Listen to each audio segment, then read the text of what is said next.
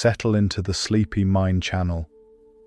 Tonight, we're going to gently explore how light shapes the sky in ways that are both simple and surprisingly fascinating. Along the way, you'll learn why the sky appears blue during the day, how light can bend and change direction as it passes through the air, and how tiny particles you can't even see are constantly influencing what you see above you. You'll also discover how sunlight, which begins as a steady and invisible stream of energy, can transform into patterns, colors, and effects that feel almost magical once you understand them. If you enjoy calm explorations like this, feel free to like and subscribe, and you can also explore the playlist for more gentle stories across science, nature, and history, each one designed to help you unwind while learning something quietly fascinating. As we move through this, you might find it interesting that the light reaching your eyes right now has traveled about 150 million kilometers from the sun, taking just over 8 minutes to arrive. And even though it seems instant, that journey is part of a continuous flow that never stops. The presence of matter in the atmosphere means that light is rarely traveling completely unchanged by the time it reaches the Earth's surface. Even on a clear day, the air contains enough particles to influence how light behaves. These influences may not always produce obvious patterns, but they are always present, shaping the way light moves and how it is perceived. The sky appears calm and uniform, yet beneath that calm surface, light is constantly adjusting to the environment around it. Refraction does not act alone, but it is often the first step in a chain of processes that shape the appearance of the sky. By changing the direction of light as it enters and exits different materials, it sets the stage for further interactions. These changes can guide light toward or away from the observer, helping to create the conditions needed for patterns to form. Without this bending, many of the effects that appear in the sky would not be possible. As these small shifts in direction begin to take place, the behavior of light becomes more complex. It is no longer simply moving in straight lines, but responding to the structure of the atmosphere in a continuous way. Each interaction adds a layer of change, building towards something that may eventually become visible.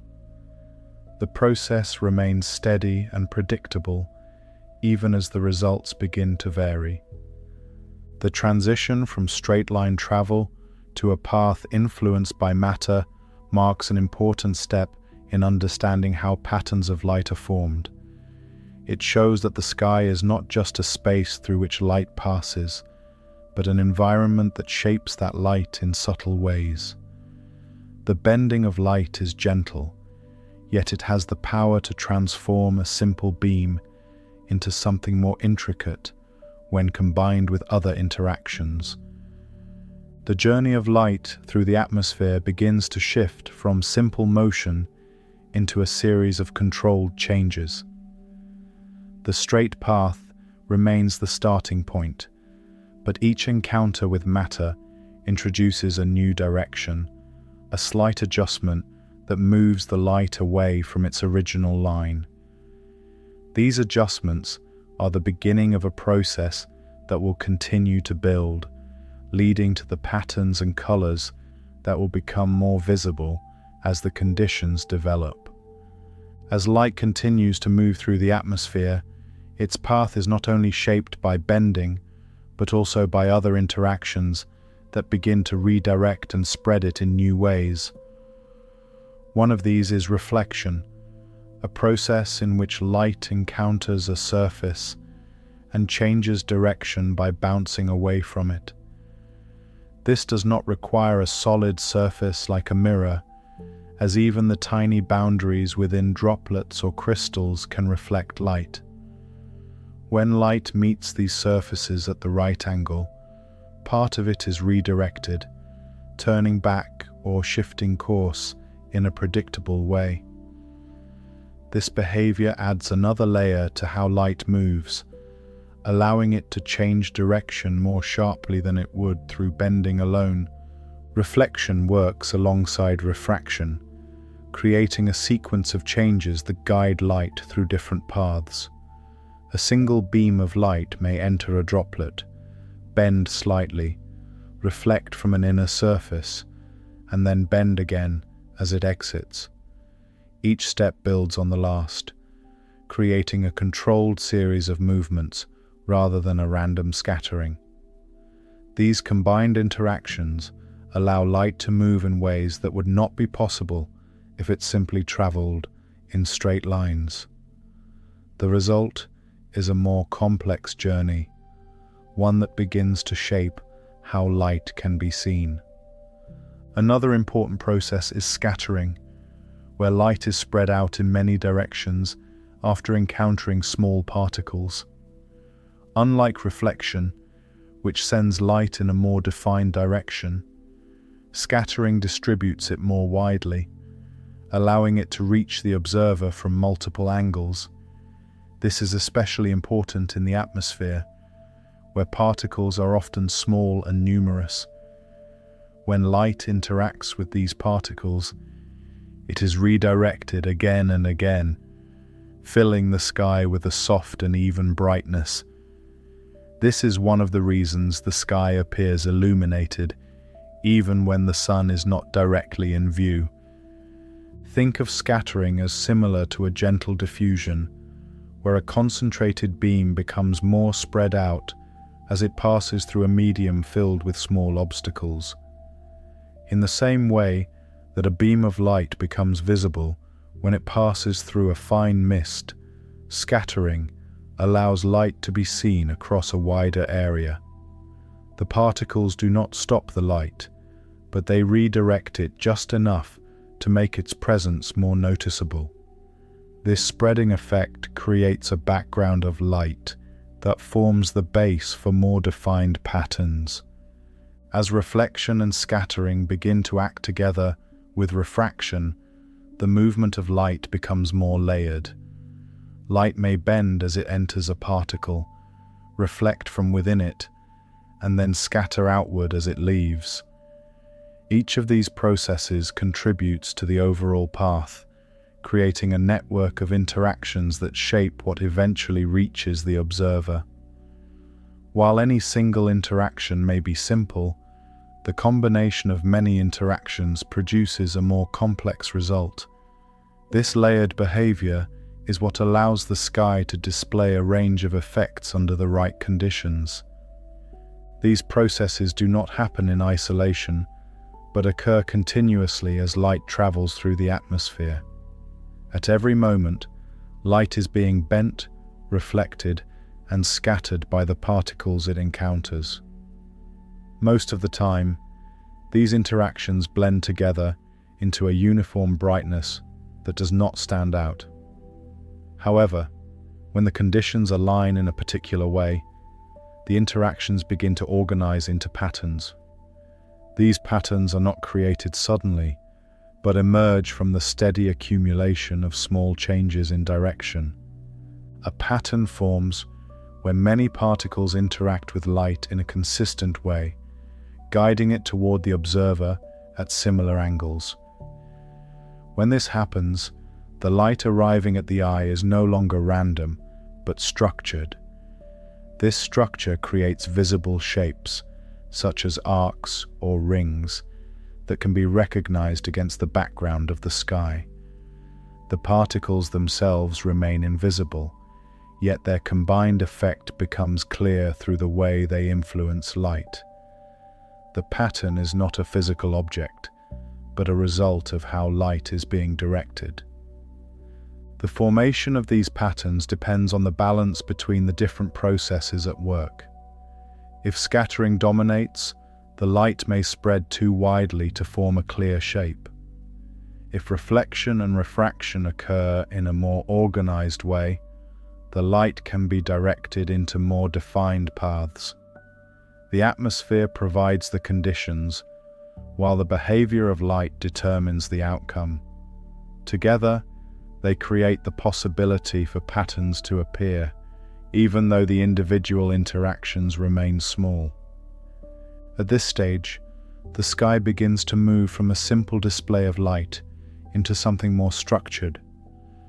The interactions between light and matter are no longer just subtle adjustments, but the beginnings of visible effects. The patterns that will appear later, such as rainbows and halos, are built on these same processes. Reflection, refraction, and scattering form the foundation for everything that follows, guiding light into shapes that can be seen and understood. The behavior of light becomes a combination of steady motion and continuous interaction. It travels forward, yet responds to every particle it meets, changing direction in small but meaningful ways. These changes build over time, leading to the formation of patterns that reveal the structure of the atmosphere. What begins as a simple beam of light becomes something more complex, shaped by the environment through which it moves and the processes that guide its path. As the behavior of light becomes more layered through reflection, refraction, and scattering, there are moments when these processes begin to organize into something more recognizable. One of the most familiar of these patterns appears after rainfall, when the air is filled with suspended droplets of water. Under the right conditions, these droplets begin to interact with sunlight in a way that produces a curved band of light across the sky. This is the beginning of a rainbow, formed not from a single source, but from countless droplets working together at the same time. Each droplet acts as a small point of interaction, receiving sunlight and altering its path as it passes through. The droplets themselves are nearly invisible when viewed individually, drifting quietly through the air after rain has fallen. Yet when sunlight reaches them, they begin to reveal their presence by changing the direction of the light. This change is not random, but follows the same principles that guide all interactions between light and matter.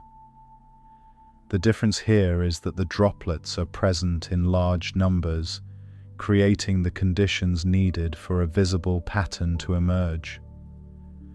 For a rainbow to begin forming, the sun must be positioned behind the observer, shining toward the area where the droplets are suspended.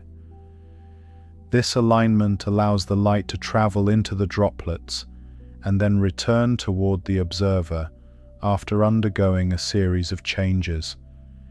If the sun is too high in the sky, or if it is not positioned correctly, the effect may not form within the visible range. The position of the observer is therefore just as important as the presence of the droplets and the light itself. As sunlight enters a droplet, it begins the process of changing direction through refraction. The light slows slightly as it moves from air into water, bending gently as it passes through the curved surface of the droplet. This bending directs the light deeper into the droplet, setting the stage for further interactions. At this point, the light remains unified, still carrying all of its wavelengths together, even though it has already begun to shift from its original path. Once inside the droplet, part of the light reaches the inner surface at the back and reflects. This reflection turns the light back toward the front of the droplet, redirecting it in a new direction. Not all of the light follows this path, as some of it may pass through without reflecting, but enough is redirected to create a visible effect. This step is essential, as it sends the light back toward the observer rather than allowing it to continue forward and away. After reflecting, the light travels toward the surface again and exits the droplet. As it leaves, it undergoes refraction once more, bending as it moves from water back into air. This second change in direction is just as important as the first, as it determines the angle at which the light will reach the observer. The combination of these steps, entering, bending, reflecting, and exiting, creates a specific path that the light follows through each droplet. Think of each droplet as a small pathway that redirects light in a controlled way. Like a carefully shaped piece of glass, the droplet guides the light through a sequence of changes that lead to a precise outcome. The curved surface plays a key role, ensuring that the light does not simply pass through unchanged.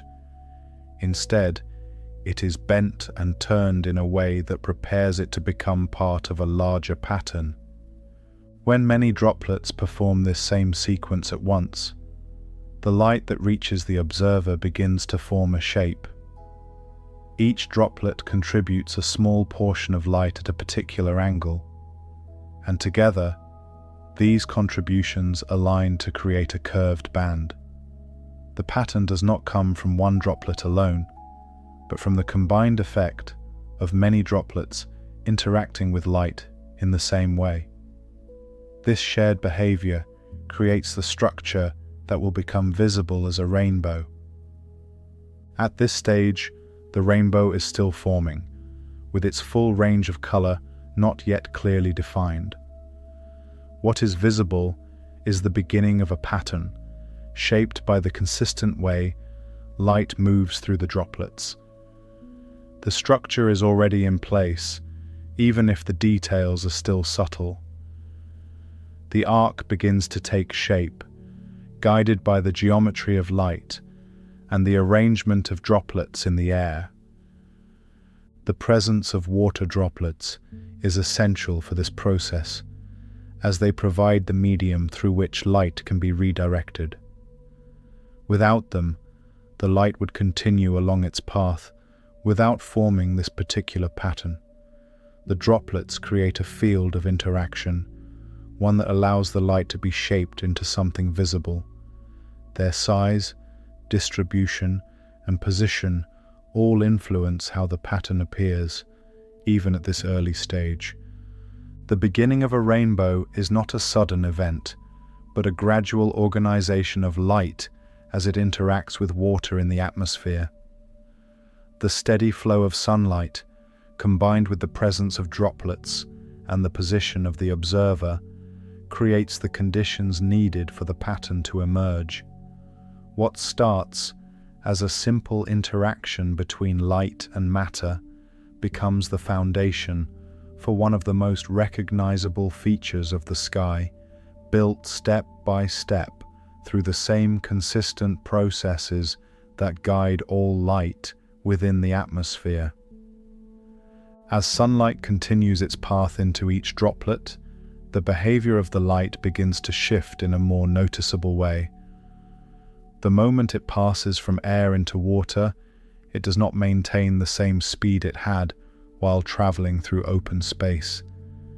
Instead, the light slows slightly as it enters the denser medium of the droplet. This change in speed is subtle, yet it has a direct effect on the direction of the light. Rather than continuing forward in a straight line, the light bends as it crosses the boundary between air and water. This bending is the process known as refraction, and it becomes more significant as the light moves deeper into the droplet. The curved surface of the droplet plays an important role, guiding the light inward along a path that differs from its original direction. The change is not abrupt, but smooth and controlled, shaped by the properties of both the light and the water. Each ray of light follows a slightly different path, depending on where it enters the droplet, yet the overall behavior remains consistent. At this stage, the light still appears unified, even though it contains many different wavelengths within it. These wavelengths are not yet visible as separate colors, but they are already present, traveling together as part of the same beam. As the light bends, each of these wavelengths begins to respond slightly differently to the change in medium. The differences are small at first, yet they mark the beginning of a gradual separation that will become more visible as the light continues its path. Think of this early stage as a gentle spreading that has not yet become distinct, like a group moving together that begins to shift slightly as it passes through a narrow space. The wavelengths remain close, yet begin to take on slightly different positions. The droplet does not create the colors, but reveals them by allowing each wavelength to follow its own path. This process begins quietly, without sharp edges or visible boundaries. As the light travels further inside the droplet, the bending continues to guide it toward the inner surface at the back. The paths of the different wavelengths begin to separate more clearly, though they are still closely grouped.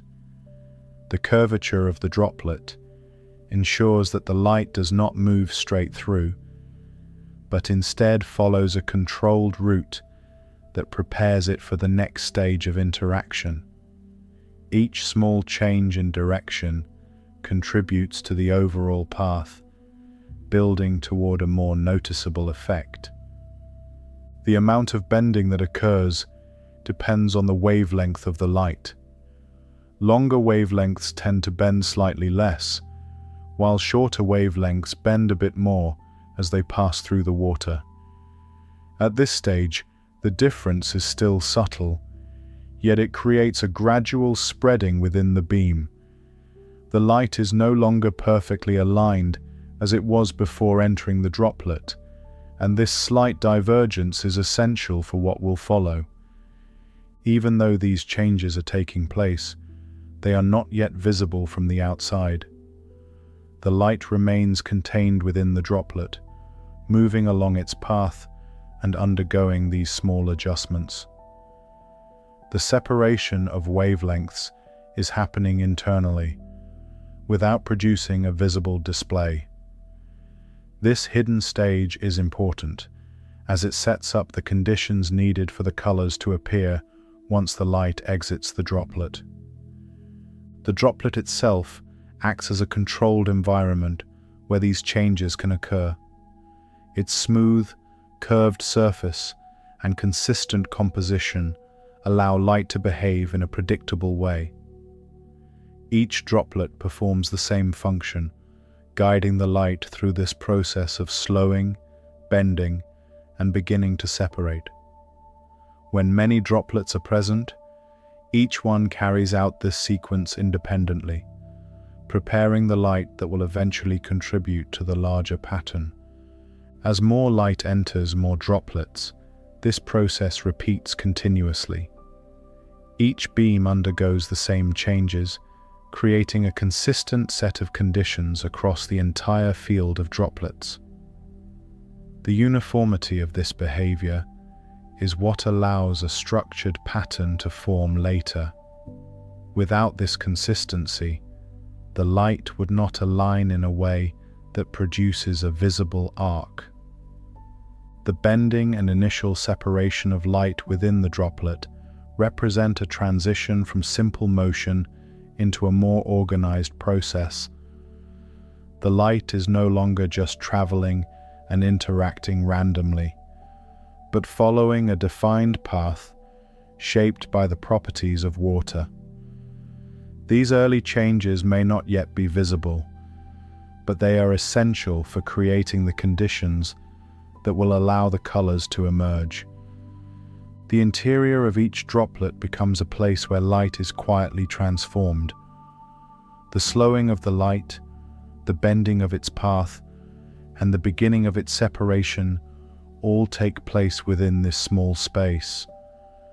These changes are repeated across countless droplets at the same time, building toward a larger effect that will become visible once the light leaves the droplet. The process remains steady and controlled, guided by the same principles that govern all interactions between light and matter.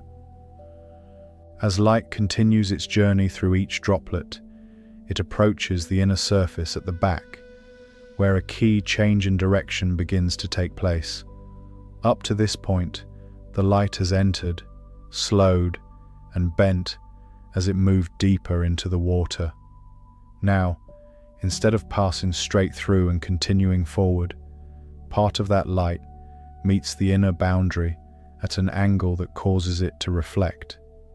This reflection does not send the light back along the exact path it came from, but redirects it within the droplet, turning it back toward the front. This moment is essential as it changes the overall direction of the light, guiding it back toward the observer rather than allowing it to move away. The reflection occurs because the boundary between water and air inside the droplet acts like a surface that can redirect light under the right conditions. When the light strikes this surface at a certain angle, it does not pass through immediately, but instead bounces inward, remaining within the droplet for a longer path. This behavior is consistent and predictable, following the same principles that apply whenever light reflects from a surface. Even though the droplet is small and transparent, it still provides the structure needed for this change in direction to occur. Not all of the light reflects at this stage, as some portion may continue forward and exit the droplet without contributing to the visible pattern. However, the portion that does reflect is the part that will play a role in forming the rainbow. This reflected light carries with it the changes that have already taken place, including the slight separation of wavelengths that began during refraction. These changes remain intact as the light moves along its new path inside the droplet. After reflecting, the light begins to travel toward the front surface of the droplet once again. Its path is no longer aligned with its original direction, but has been turned inward and redirected. As it approaches the surface, it prepares to leave the droplet, undergoing one more transition between water and air. This final step is another instance of refraction, where the light bends again as it exits into a less dense medium. The second refraction is just as important as the first, as it determines the angle at which the light will leave the droplet and travel toward the observer. Each wavelength bends slightly differently during this exit, increasing the separation that began earlier. The light is now spread more clearly into its component parts, even though the full range of color is not yet fully defined from the observer's perspective. The path of each wavelength is now set, guided by the combined effects of entering, bending, reflecting, and exiting. Think of this sequence as a carefully guided pathway, where each step adjusts the direction of the light just enough to shape its final trajectory. The droplet does not act randomly, but follows a consistent pattern that ensures the light leaves at a predictable angle.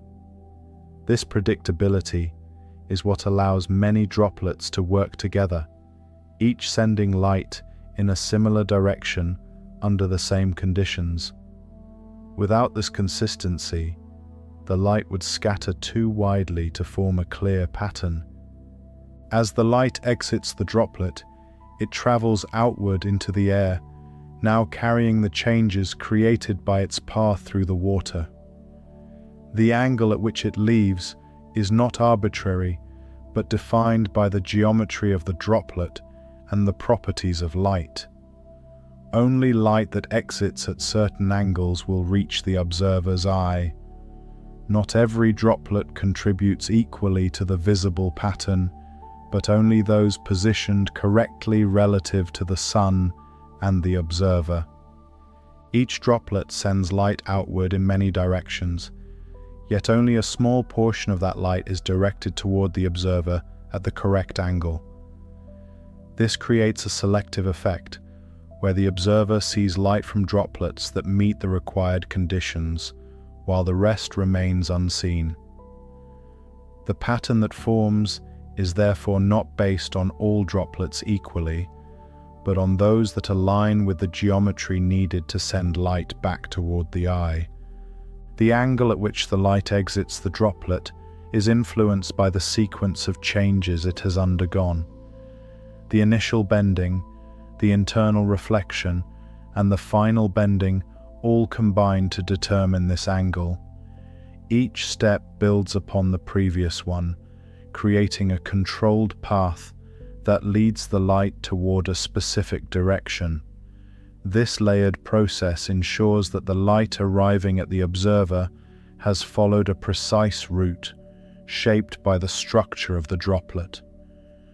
Because this process is repeated across many droplets at once, the light that reaches the observer begins to form a consistent pattern. Each droplet contributes light at a similar angle, allowing the individual contributions to align into a larger shape. The observer does not see the path within each droplet, but sees the combined effect of many droplets sending light in the same direction. This alignment is what allows the rainbow to take form.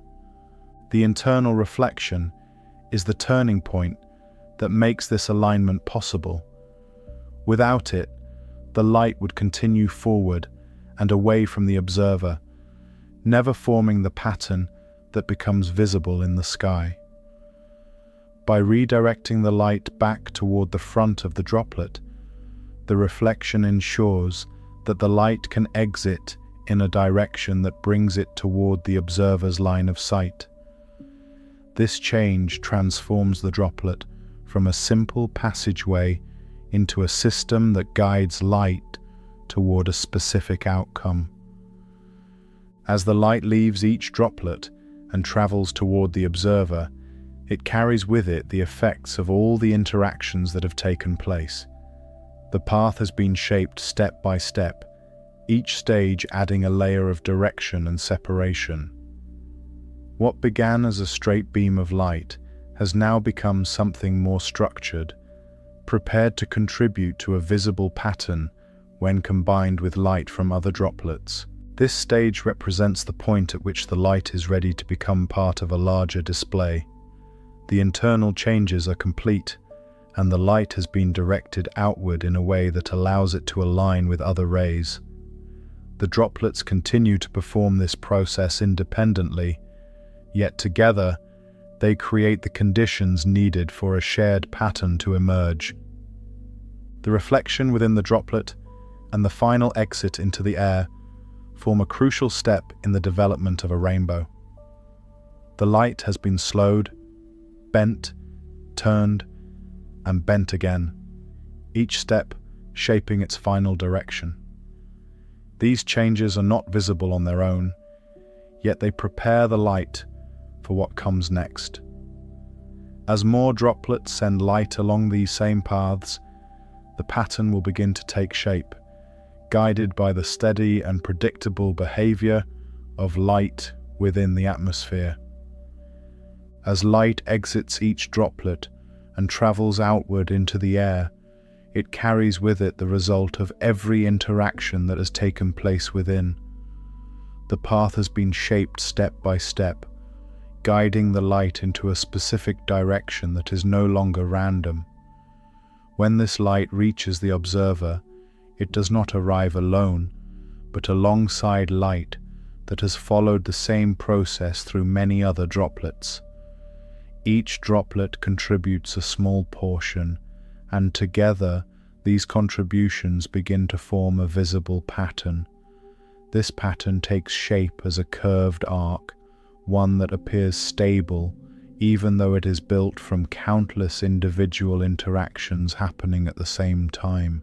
The arc forms because the light leaving each droplet does so at a particular angle relative to the direction of the incoming sunlight. This angle is consistent for the type of path the light has taken, shaped by the bending and reflection inside the droplet. Only droplets that are positioned at this exact angle will send light toward the observer's eye. This creates a selective effect, where the observer sees light from droplets that align correctly, while all others remain unnoticed. The result is not a scattered field of light, but a structured curve that stands out against the sky. If you imagine all the droplets around the observer, each one is sending light outward in many directions.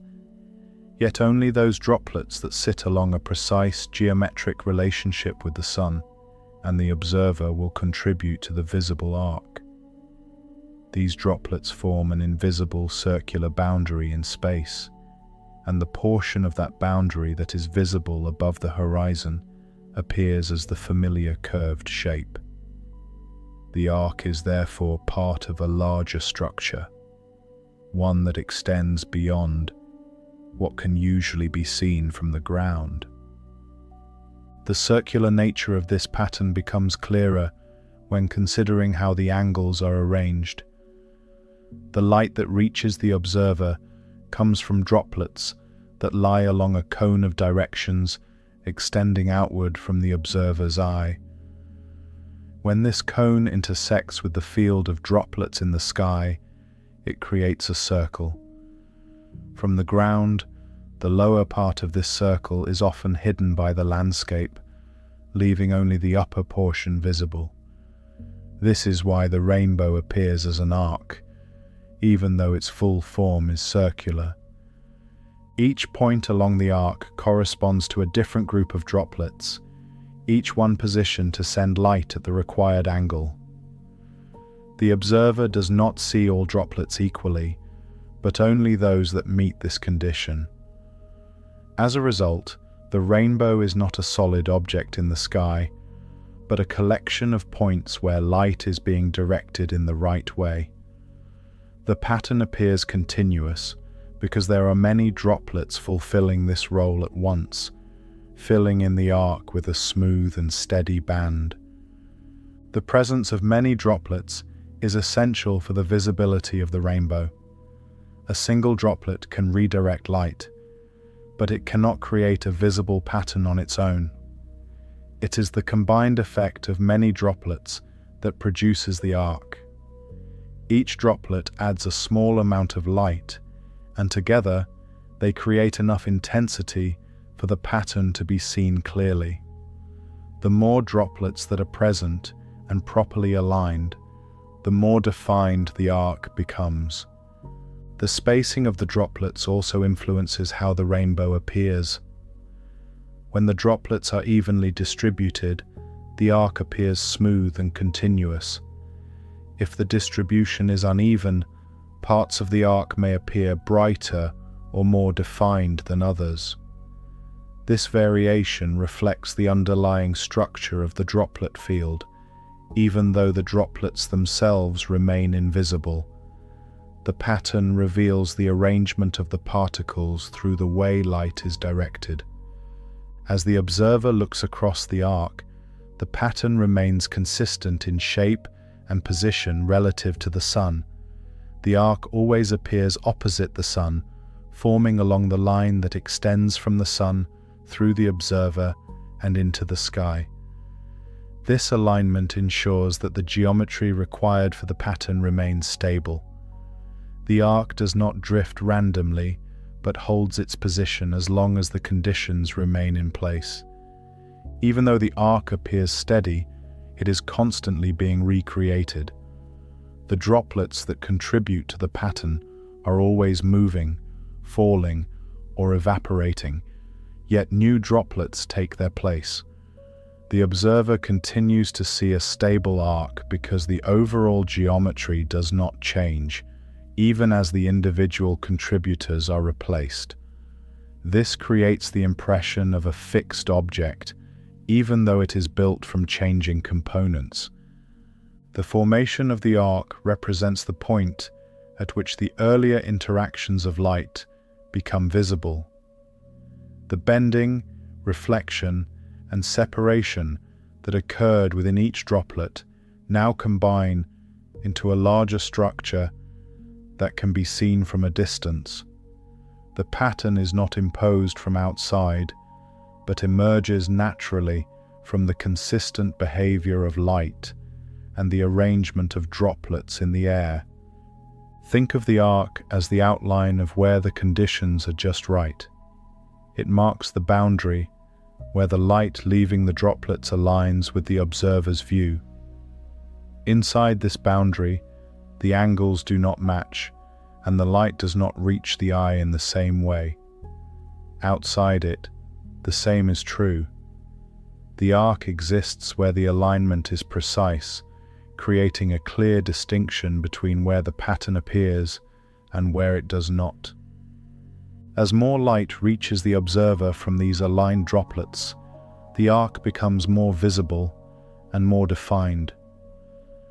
The brightness of the pattern depends on how much light is being directed along these paths. When the sunlight is strong and the droplets are abundant, the arc appears more vivid. When the light is weaker or the droplets are fewer, the pattern may be faint or difficult to see. The visibility is always tied to the balance between light and the particles that shape it. The arc of a rainbow is not a simple shape placed in the sky, but a result of precise geometry and repeated interactions. Each droplet plays a role, guiding light along a path that contributes to the overall pattern.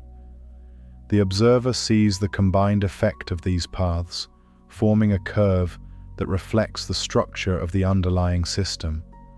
The arc remains steady because the conditions that define it remain consistent, even as the individual droplets change. The formation of this arc marks a transition from internal processes within each droplet to a visible pattern in the sky. The light has completed its path through the droplet and now reaches the observer in a way that reveals the structure of its journey. What began as a straight beam has become a coordinated display, shaped by the consistent behavior of light and the arrangement of particles in the atmosphere.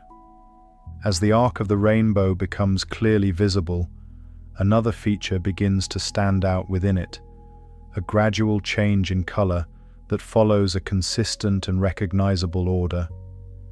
This sequence is not placed randomly within the arc, but follows directly from the way light behaves as it travels through each droplet. The colors appear arranged from the outer edge inward, forming a smooth progression that remains stable wherever a rainbow is seen. This arrangement is not created at the moment the rainbow appears, but is the result of the separation that has already taken place within the droplets as the light moved through them. Along the outer edge of the arc, the color that appears first is red. This band forms the widest part of the rainbow, marking the boundary where the light exits the droplets at a slightly larger angle. As the eye moves inward from this outer edge, the colors begin to shift gradually, transitioning through orange, yellow, green, and blue, until reaching violet along the inner edge. This inner band curves more tightly, reflecting the different path that these wavelengths have taken. The sequence remains consistent because it is determined by the properties of light itself, rather than by the conditions of the atmosphere. Each color within the rainbow corresponds to a different wavelength of light, and these wavelengths respond differently as they pass through water. Longer wavelengths, such as red, are less affected by the change in medium and bend slightly less during refraction. Shorter wavelengths, such as violet, are more affected and bend slightly more. These small differences in bending accumulate as the light enters, reflects within, and exits the droplet, leading to a clear separation between the wavelengths. The result is a spread of colors that emerges as the light leaves the droplet and travels toward the observer. Think of this process as a gentle sorting that takes place within each droplet. As the light moves through, the different wavelengths begin to follow slightly different paths, guided by how strongly each one bends. By the time the light exits, these paths have separated enough for the colors to become distinct. The droplet does not add color to the light, but reveals the colors that were already present by allowing each wavelength to take its own route. The position of each color within the arc is determined by the angle at which it leaves the droplet. Because red light bends less, it exits at a slightly wider angle, placing it along the outer edge of the arc. Violet light, bending more, exits at a narrower angle, appearing along the inner edge. The intermediate colors fall between these two, each one occupying a position based on how much it has bent. This creates a continuous gradient rather than separate bands, giving the rainbow its smooth and natural appearance. Each droplet contributes only one dominant color to the observer at a time. A droplet positioned at the correct angle for red light will send that color toward the observer, while another droplet at a slightly different angle will send blue or green. The observer's eye receives these contributions from many droplets at once, combining them into a continuous arc of color. No single droplet produces the entire spectrum, but each one plays a small and specific role in forming the full pattern. The consistency of this color order is one of the most stable features of a rainbow. No matter where or when a rainbow appears, the sequence remains the same. This is because the underlying behavior of light does not change. The wavelengths always bend in the same way when passing through water, and the geometry of the droplets remains consistent. The atmosphere may vary in its conditions, but the structure of the rainbow remains guided by these fixed principles. The smooth transition between colors is also influenced by how closely the wavelengths are spaced. The differences in bending are gradual, allowing the colors to blend into one another rather than forming sharp divisions. This creates the familiar appearance of a continuous band where each color flows into the next. The eye perceives this as a gentle gradient, even though each wavelength follows its own distinct path. As the observer looks across the arc, the colors remain in place, holding their positions relative to one another. The arc may appear to shift slightly as the observer moves, but the order of the colors does not change. This stability adds to the sense that the rainbow is a structured pattern rather than a random display. The colors are arranged in a way that reflects the precise behavior of light, giving the pattern both clarity and balance. The brightness of each color can vary depending on the conditions, with some bands appearing more vivid than others. This variation is influenced by factors such as the intensity of the sunlight and the size of the droplets. Larger droplets tend to produce more distinct colors, while smaller droplets may create a softer, more blended effect. Even with these variations, the overall sequence remains intact, guided by the same underlying principles. The colors of a rainbow are not simply an added feature, but an integral part of how the pattern forms. The separation of wavelengths, the angles at which they exit the droplets, and the alignment with the observer all work together to create the visible spectrum. The arc becomes more than just a shape, as it reveals the internal structure of light itself. Each color marks a different path taken through the droplet, showing how light can be divided and arranged through its interaction with water. The appearance of this color sequence represents a moment where the internal changes within each droplet become fully visible. What began as a unified beam of light has now been separated into its component parts, each one contributing to the overall pattern. The rainbow displays this separation clearly, allowing the observer to see the structure of light in a way that is both simple and precise.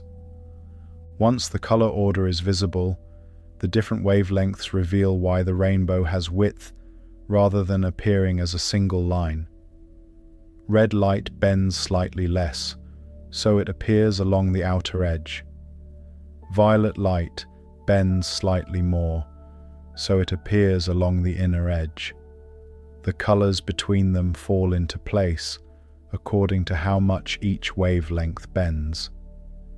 This creates a smooth spread rather than hard divisions. The colors blend because the differences between wavelengths are gradual, yet the order remains stable because light behaves consistently as it passes through water. Larger, more uniform droplets can make the colors appear clearer, while smaller or uneven droplets can soften the edges. The spread of color is therefore a direct result of the path light takes through the droplet. Each stage, entering, reflecting, and exiting, contributes to the separation. By the time the light reaches the observer, the rainbow has become a visible map of how those wavelengths responded to water. The rainbow becomes visible because many droplets contribute at once. Each droplet sends only a small portion of light toward the observer, and usually only one dominant color from its position. A droplet aligned for red sends red, while another at a slightly different angle sends green, blue, or violet. Together, these separate contributions form a continuous band. This also explains why a rainbow is not a fixed object sitting in the sky. The droplets are moving, falling, and changing, but new droplets constantly replace the ones that move out of alignment. The pattern appears steady because the geometry remains steady, even while the individual droplets are changing. The brightness and clarity of the rainbow depend on how many droplets are present and how evenly they are distributed. Strong sunlight and abundant droplets create a brighter arc, while fewer droplets produce a fainter one. The full pattern comes from many small interactions combining into one visible effect.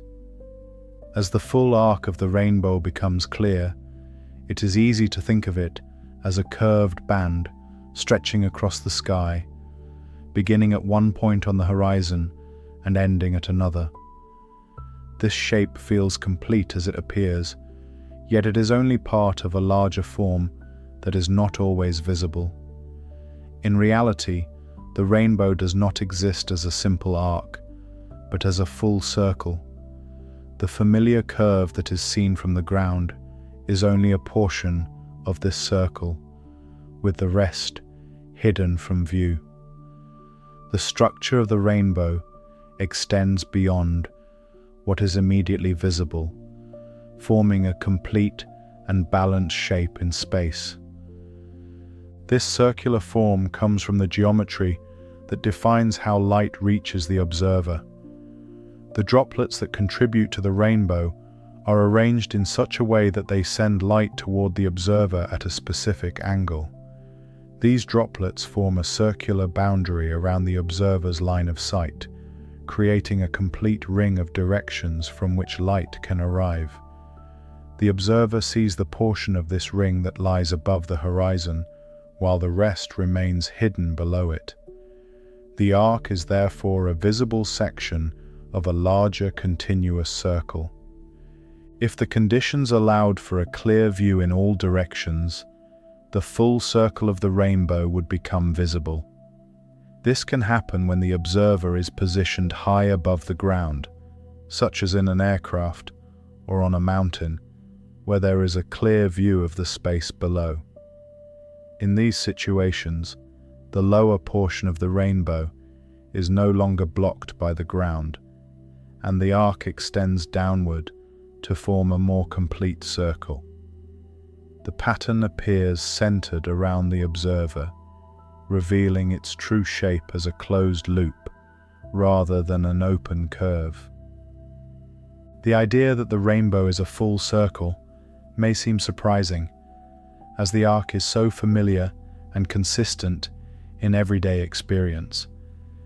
Yet the circular structure is a direct result of the angles at which light exits the droplets and reaches the observer. These angles form a cone of light that extends outward from the observer's eye. When this cone intersects with the field of droplets in the sky, it creates a circular pattern. The observer sees the edge of this pattern as the rainbow, which appears as a curved line when only part of the circle is visible. The center of this circle is always located along the line that extends directly away from the sun, passing through the observer. The rainbow is always positioned opposite the sun in the sky. The geometry of this alignment ensures that the circular shape remains consistent, regardless of where the rainbow appears. The observer's position determines where the circle is centered, but the relationship between the sun, the droplets, and the observer remains the same. The fact that the rainbow forms a full circle also explains why it cannot be approached or reached in a direct way. As the observer moves, the center of the circle moves with them, maintaining the same alignment with the sun. The droplets that contribute to the rainbow change continuously, yet the pattern remains centered around the observer's perspective. This creates the impression that the rainbow is always at a distance, even when it appears close. Think of the circular shape as a boundary defined by the conditions needed for the light to reach the observer. The droplets that lie along this boundary are the ones that send light at the correct angle, forming the visible pattern. Inside this boundary, the angles do not align, and the light does not reach the observer in the same way. Outside it, the same is true. The circle marks the precise region where the conditions are met, creating a clear and consistent shape. The appearance of the arc from the ground is therefore a result of the observer's limited viewpoint. The ground blocks the lower half of the circle, leaving only the upper portion visible. This creates the familiar shape that is seen after rain, even though the full structure remains present. The observer sees what is available within their field of view, while the rest of the pattern remains hidden. The circular nature of the rainbow adds another layer to its structure, showing that it is not simply a band of color placed in the sky.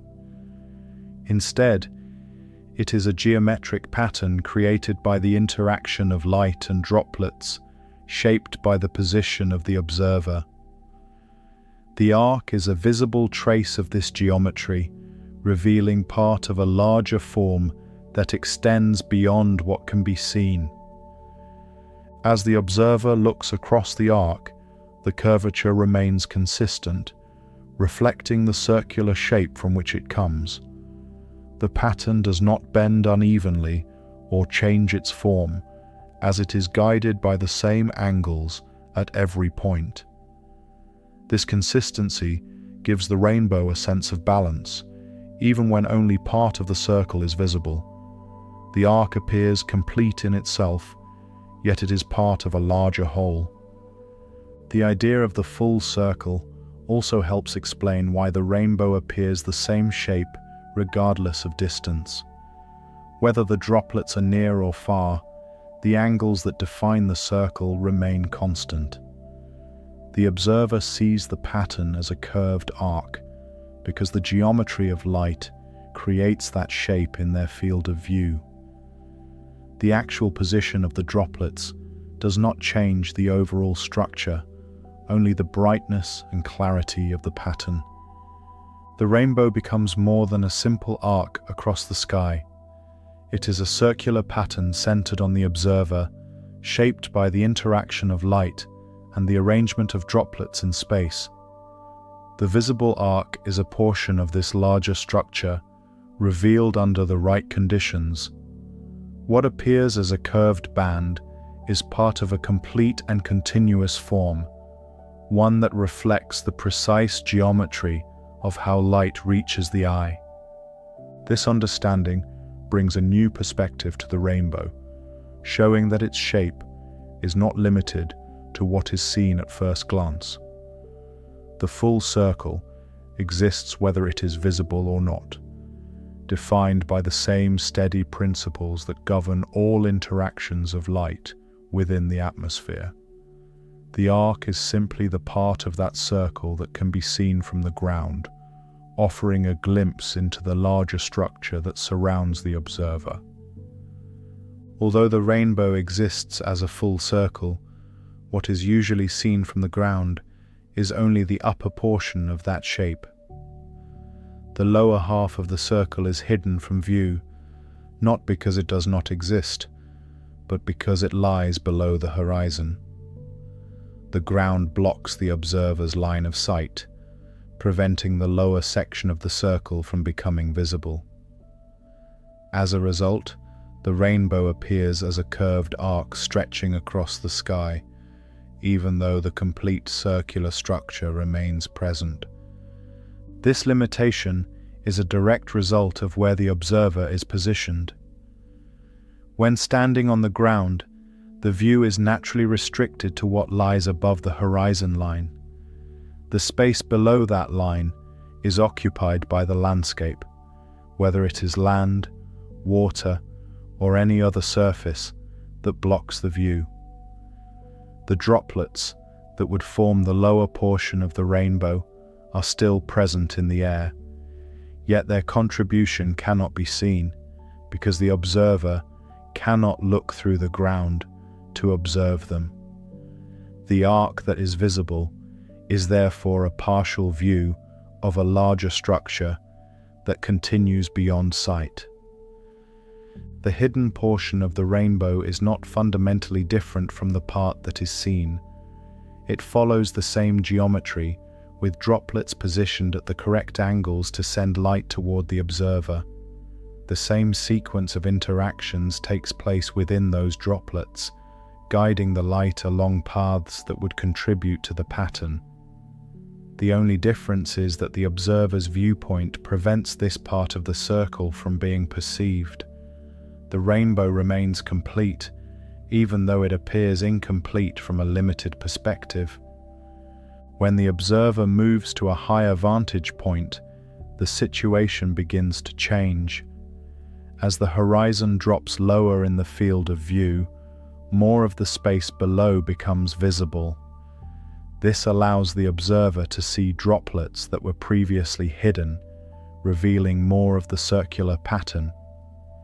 From elevated positions such as hills, mountains, or tall structures, the arc may appear to extend further downward than it does from the ground. The curve becomes more pronounced, offering a clearer sense of its circular nature. In some cases, when the observer is positioned high enough, the full circle of the rainbow can become visible. This is most commonly experienced when looking down from an aircraft above a layer of clouds. The cloud layer acts as a surface filled with droplets, and the observer can see the entire circular pattern formed by light interacting with those droplets. The rainbow appears as a complete ring, centered around the observer's line of sight, clearly showing its full structure without obstruction. This view reveals something important about the rainbow, which is that its shape is not dependent on the ground or any external boundary. The circular form exists independently of the landscape, defined only by the relationship between the sun, the droplets, and the observer. The arc seen from the ground is simply the visible portion of this form, shaped by the limits of the observer's position. When those limits are removed, the full structure becomes apparent. The ability to see more of the rainbow from higher viewpoints also highlights how the pattern is centered on the observer. The circle expands outward from the observer's line of sight, and the portion that is visible depends on how much of that space can be seen. From the ground, the lower half is hidden, but from above, the observer gains access to that space, revealing more of the circle. This reinforces the idea that the rainbow is not located in a fixed position in the sky, but is defined by the observer's perspective.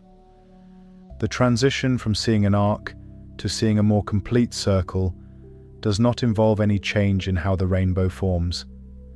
The same processes of refraction, reflection, and wavelength separation continue to operate within the droplets. The difference lies entirely in what the observer is able to see. The geometry remains constant, while the viewpoint determines how much of that geometry is visible. Think of this as similar to viewing part of a larger shape that extends beyond your field of vision. When only a portion is visible, it may appear incomplete, yet the full form exists beyond what can be seen. As the viewpoint expands, more of the shape is revealed, providing a clearer understanding of its structure. The rainbow behaves in this same way, with the arc representing only the visible section of a larger circle. The ground itself plays a passive role in shaping this perception. It does not alter the rainbow or its formation, but simply blocks the view of part of it. The droplets below the horizon continue to interact with light in the same way as those above, yet their contribution remains hidden. The observer sees only what is available within the visible space, leading to the familiar arc that is often associated with a rainbow. As the observer's position changes, the portion of the rainbow that is visible can also change.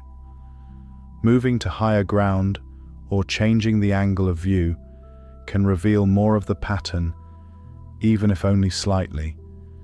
These changes do not alter the structure of the rainbow, but provide a different perspective on it. The pattern remains consistent, while the observer's viewpoint determines how much of it can be seen. The experience of seeing a more complete rainbow can feel different, as it reveals the symmetry of the pattern more clearly. The circular shape becomes more apparent, and the relationship between the colors and the structure is easier to understand. This perspective highlights the balance within the pattern, showing how each part fits into a larger whole. The limitation of seeing only an arc from the ground becomes an opportunity to understand the full nature of the rainbow. By recognizing that the arc is part of a circle, the observer gains a deeper appreciation of the geometry involved. The pattern is not confined to the visible portion, but extends beyond it, shaped by the consistent behavior of light and the arrangement of droplets in space. The difference between what is seen and what exists highlights the role of perspective in observing natural patterns. The rainbow remains complete at all times, yet the observer's position determines how much of that completeness is visible. This relationship between structure and viewpoint adds another layer to the experience, showing that what is perceived is only part of a larger reality shaped by light and geometry. As the structure of the rainbow becomes clearer through its circular form and its relationship to the horizon, another essential factor comes into focus, and that is the position of the observer. The rainbow is not fixed in one location in the sky, but is defined by the alignment between the sun, the droplets, and the observer's eye. The pattern depends directly on where the observer is standing and how they are positioned in relation to the light source. The rainbow is not simply something that appears in the sky on its own, but something that forms through this precise relationship. The position of the observer determines which droplets are able to send light toward the eye at the correct angles. Each droplet interacts with light in the same way, yet only those that align with the observer's viewpoint contribute to the visible pattern. This creates a situation where the rainbow is centered on the observer's perspective, rather than existing as a fixed object that can be viewed from any direction.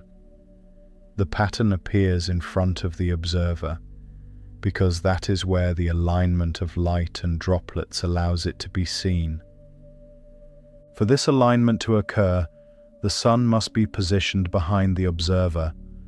Light travels from the sun toward the droplets in front, and only then can it be redirected back toward the observer's eye. If the sun is not behind the observer, the necessary angles cannot be formed, and the rainbow will not appear. This requirement is consistent in every case, meaning that the rainbow will always be seen in the part of the sky directly opposite the sun. This relationship can be understood by imagining a line extending from the sun, passing through the observer, and continuing outward into the sky. The center of the rainbow lies along this line, forming the axis around which the circular pattern is arranged. The droplets that contribute to the rainbow are positioned at specific angles around this axis, creating the arc that becomes visible. The observer is therefore located at the center of this geometric arrangement, with the pattern forming outward from that position. Because the rainbow is centered on the observer, each person sees their own version of the pattern. Even when two people stand close together, the droplets that contribute to the rainbow for each observer are slightly different. The overall appearance may seem identical, yet the specific paths of light that reach each eye are unique. This makes the rainbow a personal experience, shaped by the exact position of the observer at that moment. As the observer moves, the alignment between the sun, the droplets, and the eye changes.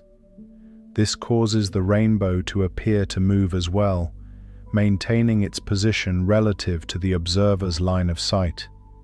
The pattern does not remain fixed in one place in the sky, but follows the observer as they change position. This movement reflects the fact that the rainbow is not a solid object, but a visual effect created by the alignment of light and droplets. The requirement that the sun be behind the observer also explains why rainbows are often seen in the morning or late afternoon, when the sun is lower in the sky. At these times, the angles between the sun, the droplets, and the observer are more likely to fall within the range needed for the rainbow to be visible. When the sun is high overhead, the geometry may place the rainbow below the horizon, making it difficult or impossible to see from the ground. The The position of the sun therefore plays a key role in determining when and where a rainbow can appear. The observer's position relative to the ground also influences how much of the rainbow can be seen. As discussed earlier, the horizon blocks part of the circular pattern, limiting the visible portion to an arc. By moving to a higher vantage point, the observer can change this relationship, revealing more of the pattern. This further demonstrates how the observer's position shapes the appearance of the rainbow, not by altering its structure, but by changing what can be seen. Think of the observer as the reference point around which the entire pattern is organized. The droplets form a field of possibilities, each one capable of sending light in different directions. The sun provides the incoming light, and the observer determines which of these possibilities become visible. The rainbow forms where these elements align, creating a pattern that is centered on the observer's viewpoint. The fact that the rainbow depends on the observer's position also means that it cannot be located at a fixed distance. It may appear close, yet it cannot be approached in a direct way. As the observer moves toward it, the alignment changes, and the droplets that contribute to the pattern are replaced by others further away. The rainbow remains at the same relative position, always centered on the observer's perspective. This relationship between the observer and the rainbow highlights the role of perspective in shaping what is seen. The pattern is not simply out there in the sky, but is created through the interaction between light, droplets, and the observer's position. The observer is part of the system that produces the rainbow, not separate from it. This makes the experience of seeing a rainbow both consistent and unique at the same time. The requirement that the sun be behind the observer ensures that the light follows the correct path through the droplets before reaching the eye. This path is defined by the processes of refraction and reflection, which guide the light in specific directions. The observer sees the result of these processes only when the alignment is correct, reinforcing the importance of position in determining what is visible. The rainbow becomes a pattern that is defined as much by the observer as by the physical processes that create it. The sun provides the light, the droplets shape its path, and the observer's position determines which paths are seen. The arc appears where all of these elements come together, forming a pattern that reflects the precise geometry of their alignment. The rainbow is therefore not just a feature of the sky, but a result of the relationship between light, matter, and perspective. As the role of the observer and the position of the sun become clear, the importance of angle begins to stand out as the final piece that shapes how a rainbow is seen. The pattern does not appear at random positions in the sky, but forms only when the angles between the incoming sunlight, the droplets, and the observer's eye fall within a specific range.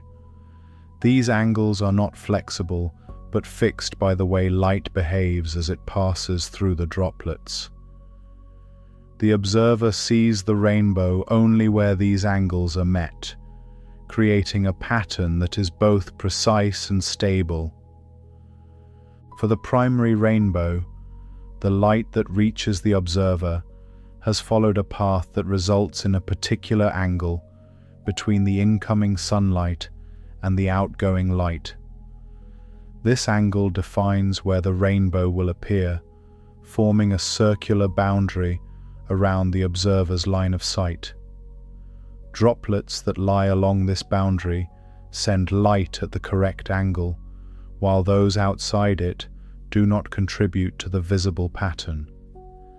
This creates a clear distinction between where the rainbow appears and where it does not, shaping the arc that is seen. The importance of this angle explains why the rainbow always appears opposite the sun and at a consistent position relative to the observer. The geometry does not change from one situation to another, meaning that the rainbow will always form under the same conditions of alignment. The observer does not choose where the rainbow appears, but sees it where the angles allow it to form. This gives the pattern a predictable quality, even though it may seem to appear suddenly. As the observer moves, even slightly, the angles between the eye, the droplets, and the sun change. This causes the rainbow to shift in relation to the observer's position, maintaining the same angular relationship while appearing to move across the sky. The droplets that were contributing to the pattern are replaced by others that now meet the required conditions. The arc remains visible because the geometry is preserved, even though the specific droplets involved are constantly changing.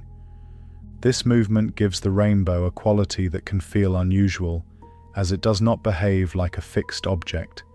It cannot be approached or reached, as it remains at the same relative position regardless of how the observer moves. Walking toward it does not bring it closer, because the pattern is defined by angles rather than distance. The observer always remains at the center of the geometry, with the rainbow forming around that point. The perspective of the observer plays a central role in shaping the experience of the rainbow. What is seen depends entirely on the direction in which the observer is looking and the position of the sun behind them. The same set of droplets can produce different effects for different observers, depending on how they are aligned. The rainbow is not a shared object in the same sense as a physical structure, but a pattern that is recreated individually for each observer. The shifting nature of the rainbow also reflects the constant movement of the atmosphere. As droplets fall, drift, or evaporate, the conditions for the pattern are continually changing. The rainbow appears stable because new droplets take the place of those that no longer align correctly. This continuous replacement allows the pattern to persist even as the environment changes. The observer sees a steady arc, while the underlying system remains in motion. Changes in viewing conditions can also affect how the rainbow appears. If the sun moves higher or lower in the sky, the angles required for the pattern shift accordingly. This can cause the rainbow to rise or fall in the observer's field of view. When the sun is low, the rainbow appears higher and more prominent. When the sun is higher, the rainbow may appear lower or become less visible.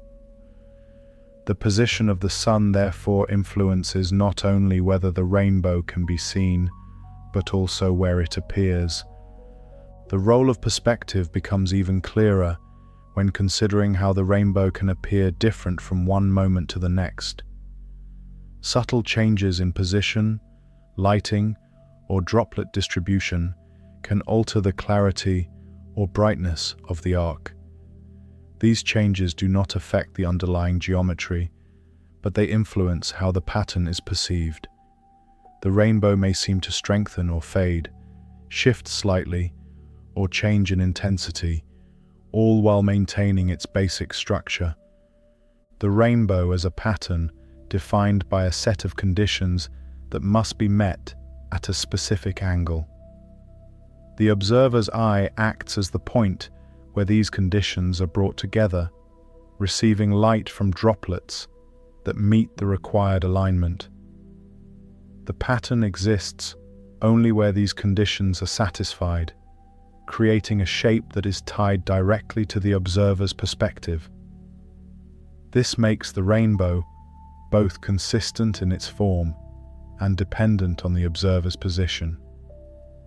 The relationship between angle and perspective ensures that the rainbow remains a precise and repeatable pattern. The same angles will always produce the same structure, regardless of where or when the rainbow appears.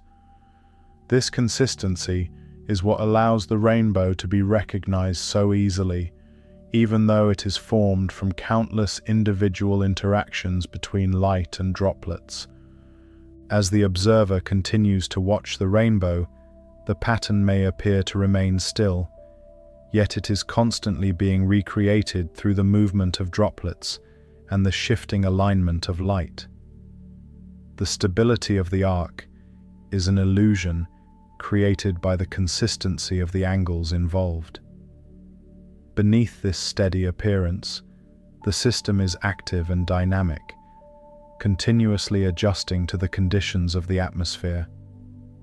The rainbow becomes a clear example of how perspective shapes what is seen. The pattern is not simply placed in the sky, but is created through the interaction of light, droplets, and the observer's position. The angles define where the rainbow appears. The movement of the observer causes it to shift, and the perspective determines how it is experienced. The result is a pattern that feels both stable and dynamic, grounded in the precise behavior of light, while remaining tied to the observer's view. With this understanding, the rainbow is no longer just an arc of color, but a pattern defined by geometry, movement, and perspective. Each element plays a role in shaping what is seen, creating a display that reflects the steady interaction between light and the atmosphere. The arc remains familiar, yet it now reveals a deeper structure, one that is guided by angles and alignment rather than by fixed position. After exploring how rainbows form through the interaction of light with water droplets, a different kind of pattern begins to appear under other conditions, one that forms higher in the sky and carries a quieter, more uniform shape. This pattern is known as a halo, and it develops when light interacts not with liquid droplets, but with tiny crystals of ice suspended in the upper layers of the atmosphere. The shift from water to ice introduces a new structure, one that changes how light moves and how patterns appear in the sky. Halos are most often seen as faint rings surrounding the sun or the moon, sometimes extending outward in a soft and even circle. Unlike the curved arc of a rainbow, which forms opposite the sun, a halo is centered directly around the light source itself. This difference in position reflects the change in how light is being redirected. Instead of light being turned back toward the observer from droplets in front, it is being bent as it passes through crystals located high above, creating a pattern that surrounds the source of the light. These ice crystals are found in high-altitude clouds, often thin and spread across large areas of the sky. These clouds may appear almost transparent, allowing the sun or moon to remain clearly visible through them. Despite their faint appearance, they contain countless small crystals, each one capable of altering the path of light. The crystals are typically formed in very cold conditions, where water vapor freezes into structured shapes rather than remaining as liquid droplets. The structure of these crystals is different from that of droplets, which tend to form rounded shapes. Ice crystals often develop flat surfaces and defined edges, creating geometric forms that guide light in more specific ways. This difference in shape is important, as it determines how light enters and exits the crystal. The flat surfaces act like tiny pathways, directing light along certain angles rather than allowing it to spread in all directions. As light from the sun or moon enters these crystals, it slows slightly and bends, just as it does when passing into water. This bending, known as refraction, is guided by the flat surfaces of the crystal rather than a curved boundary. The light follows a path that depends on how it enters and exits the crystal, with each surface contributing to its final direction. The result is a consistent angle at which the light leaves the crystal and travels toward the observer. Think of each crystal as a small guide that redirects light in a controlled way. Like a piece of clear glass shaped with flat sides, the crystal allows light to pass through while changing its direction. When many crystals are present, all redirecting light at similar angles, their combined effect becomes visible as a ring. The light is not scattered randomly, but organized into a circular pattern around the source. The position of these crystals high in the atmosphere plays an important role in how halos appear. Because they are located above most weather activity, the patterns they create often appear calm and stable. The clouds that contain them move slowly, and the crystals within them may remain aligned for longer periods of time compared to droplets in lower clouds. This can give halos a steady and continuous appearance, even as the atmosphere continues to shift.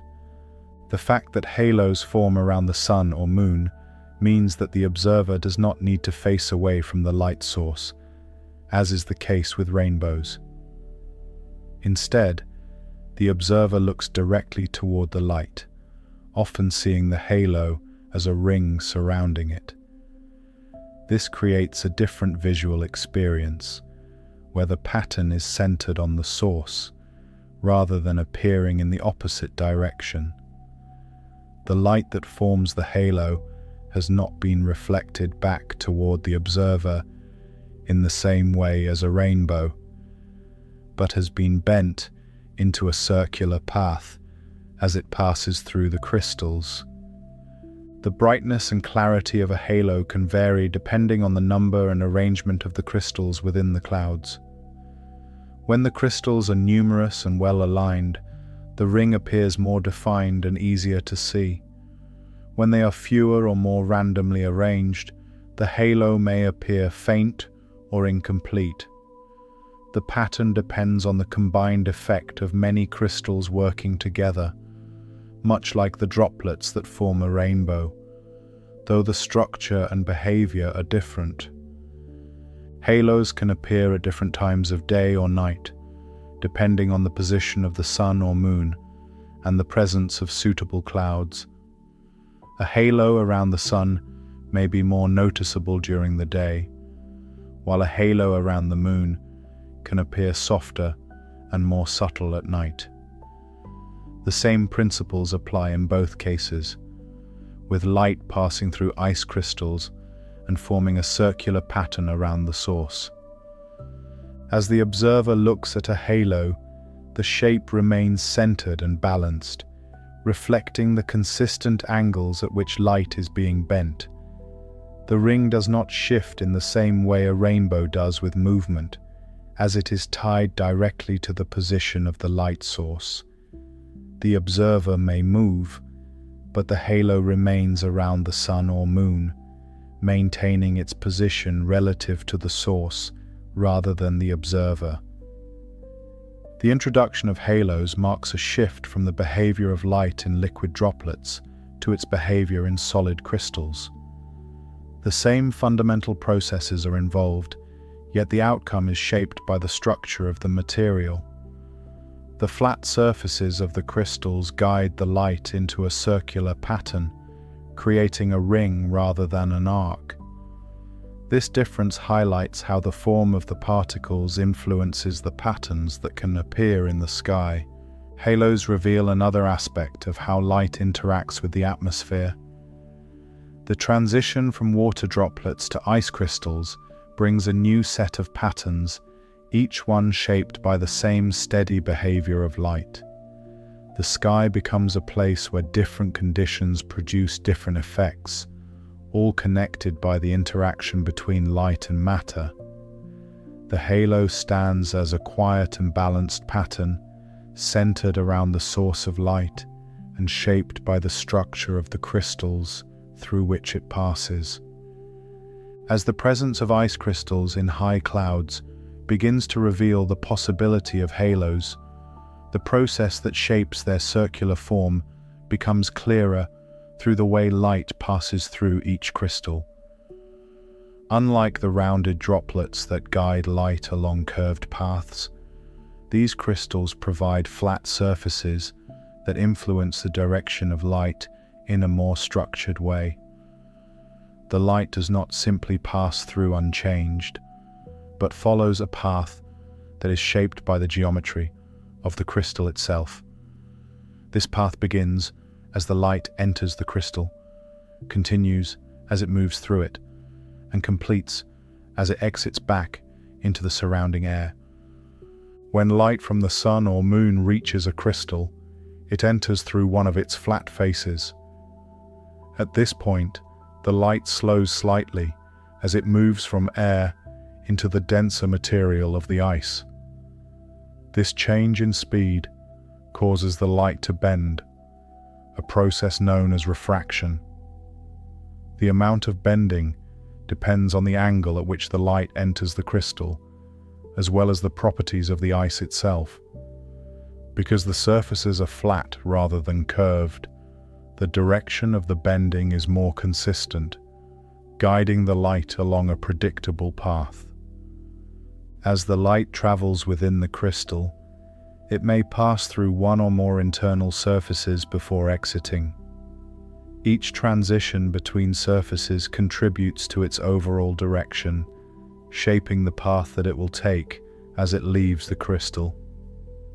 The light does not scatter widely at this stage, but remains guided by the structure of the crystal, following a controlled route that leads to a specific outcome. The internal path is determined by the angles between the surfaces and the direction of the incoming light. When the light reaches the opposite face of the crystal, it exits back into the air. As it leaves, it undergoes refraction once again, bending as it moves from the denser ice into the less dense air. This second bending is just as important as the first, as it determines the final direction in which the light will travel. The combined effect of entering, traveling through, and exiting the crystal produces a specific angle at which the light leaves and moves toward the observer. Think of this process as a guided passage through a series of flat surfaces, each one adjusting the direction of the light slightly. The crystal acts like a small pathway that directs light from one side to another, shaping its path without scattering it randomly. When many crystals perform this same process at once, their combined effect becomes visible as a pattern. The consistency of their structure allows them to guide light in a similar way, creating a uniform result. The angle at which the light exits the crystal is not random, but falls within a specific range determined by the geometry of the crystal. Because many crystals are present in the cloud, each one sending light outward at similar angles, the observer receives light from a ring of directions around the sun or moon. This ring corresponds to the angles at which the light has been bent as it passes through the crystals. The result is a circular pattern that appears centered on the light source. The formation of this ring does not depend on the position of the observer in the same way as a rainbow. Instead, it is tied to the direction of the incoming light from the sun or moon. The crystals are arranged throughout the cloud, and the light passing through them creates a pattern that surrounds the source. The observer sees this pattern as a ring because the light reaching the eye comes from crystals located at the correct angles in all directions around the source. The clarity of the ring depends on how consistently the crystals guide the light along these paths. When the crystals are similar in shape and orientation, the light exits at more uniform angles, creating a clearer and more defined ring. If the crystals vary in shape or are oriented randomly, the light may exit at a wider range of angles, softening the appearance of the pattern. The ring may still be visible, but its edges may appear less sharp. The position of the ring remains fixed around the sun or moon because the angles involved do not change as the observer moves. The light source provides a constant direction for the incoming light, and the crystals redirect that light into a circular pattern centered on that direction. The observer may change position, but the relationship between the light source and the crystals remains the same, keeping the ring in place. As the light continues to pass through many crystals across the cloud, the ring becomes more visible, building from the combined contributions of each crystal. Each one adds a small portion of light at the correct angle, and together they form a continuous circle. The pattern does not rely on a single crystal, but on the repeated action of many crystals guiding light in the same way. The formation of the ring highlights how the structure of the crystals influences the outcome of the interaction with light. The flat surfaces and defined edges create a system where light is directed rather than scattered widely. This allows for the formation of a clear geometric pattern, one that reflects the arrangement of angles within the crystals. The ring becomes a visible representation of how light is being guided through the atmosphere. The brightness of the halo depends on how much light is being redirected along these paths. When the sun or moon is bright and the cloud contains many crystals, the ring appears more noticeable. If the light source is dim or the crystals are fewer, the pattern may be faint. The visibility of the halo is therefore influenced by both the amount of light available and the number of crystals contributing to the effect. The process of light passing through ice crystals and forming a ring reveals a different kind of structure in the sky. The pattern is not built from reflection back toward the observer, but from refraction through a structured medium. The ring appears because the light is guided into a circular arrangement of angles, creating a pattern that surrounds the source. This demonstrates how the shape and arrangement of particles in the atmosphere can lead to distinct and recognizable patterns. The formation of halos through this process shows how light can be organized into precise geometric shapes when it interacts with structured materials. The crystals provide a framework that directs the light, and the consistent angles ensure that the pattern remains stable. The observer sees the result as a ring, yet beneath that appearance is a system of light paths shaped by the interaction with ice. The halo becomes a quiet display of this interaction, centered on the source of light and defined by the geometry of the crystals through which it passes. As the ring of a halo becomes visible around the sun or the moon, its appearance is often much softer and less vivid than that of a rainbow. The colors, when present, are usually faint, blending gently into one another, rather than forming strong and clearly separated bands. This difference comes from the way light is refracted through ice crystals compared to how it behaves in water droplets. While the same basic process of bending light is involved, the structure of the crystals does not separate wavelengths as strongly, leading to a more subtle display of color. In many cases, The halo may appear almost white, with only a slight hint of color along its inner or outer edge. This pale quality can make it more difficult to notice, especially when the sky is bright or when the light source is intense. Around the sun, the brightness can reduce the contrast of the halo, making the ring appear faint unless the conditions are just right.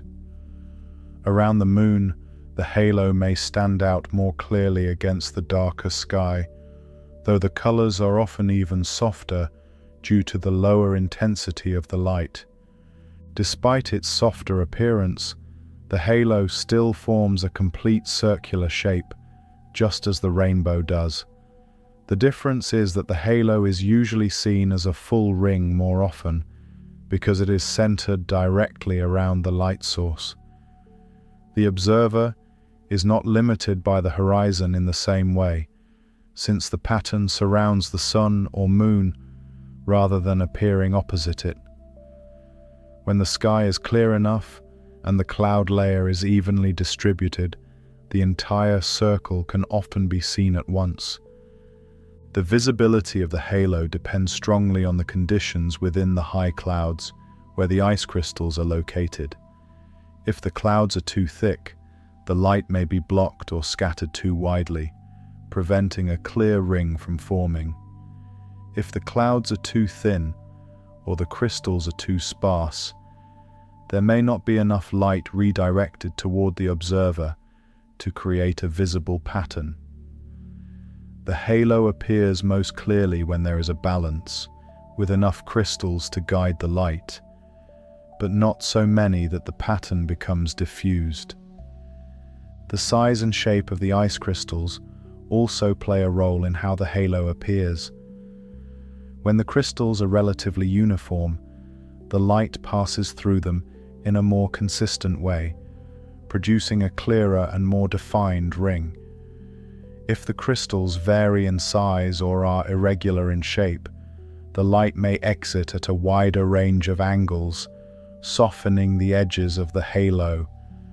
This can cause the ring to appear less sharp, blending gradually into the surrounding sky.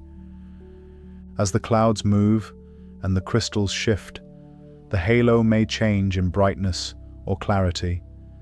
It can appear more defined for a short time and then fade as the alignment of the crystals changes.